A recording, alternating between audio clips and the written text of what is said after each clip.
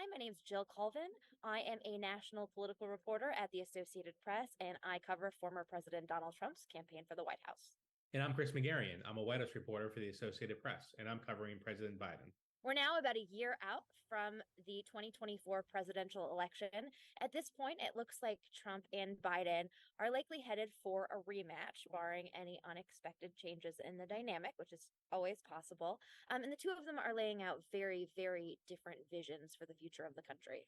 Tonight, there are innocent people all over the world who hope because of us, who believe in a better life because of us, who are desperate not to be forgotten by us. So when President Biden took office, he laid out a sweeping plan for what he wanted to do on the domestic front. That included tackling climate change. It also included new educational programs, and also involved healthcare benefits for Americans as well. Some of those things did get done. He passed sweeping proposals for tackling climate change, specifically with financial incentives for clean energy. And he also made some headway on limiting the cost of prescription drugs.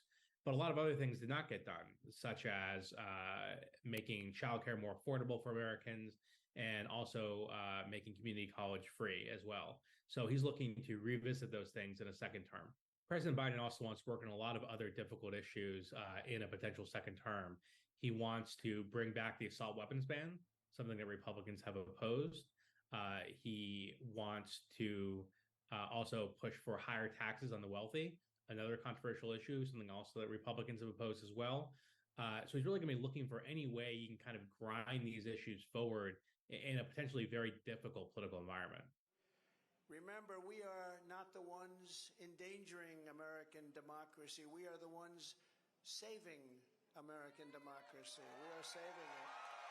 While most of the country has spent the last year focusing on the former president's legal challenges, he and his team have actually been laying out what's a pretty extensive policy platform for a potential second term. He's released platforms on issues ranging from the federal government, where he really wants to completely overhaul the federal bureaucracy, changing tens of thousands of jobs so that they're no longer covered by civil service protections and can be fired. He's laid out a pretty extensive overhaul of the immigration system. He wants to deport what he says more people than have ever been deported in the country, send the military down to the border. But he's also talked about other ideas like new futuristic cities on federal land, gigantic new homeless encampments outside of cities. And so these ideas really range the gamut from things that you might expect from him to some sort of more interesting, ideas that presidential candidates don't typically talk about. Joe Biden and Donald Trump have been in the public eye for decades. They're two of the most famous people in the country and in the world. There's very little voters don't know about these two people. But there's a lot of uncertainty what will happen between now and election day.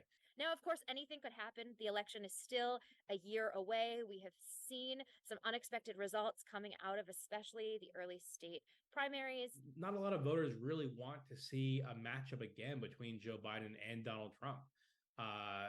They tend to be unpopular political figures in the polls right now. And for the next year, they're really going to be trying to rally their base and convince people why they should turn out to vote for these people again to give them another 4 years in office.